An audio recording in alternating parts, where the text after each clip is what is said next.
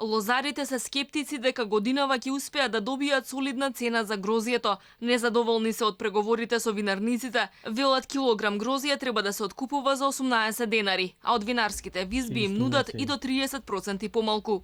Паметна цена за гројство, со односот ја стално се борам за таа работа, е 2 кила пченица кило гројзе.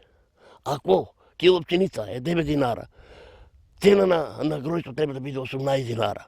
Тоа е за вранецот, сведеревката 17. Баш вчера бе по една винарија да понудам гројзе.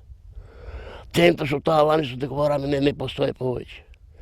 Ти вика 19 со 12 динара.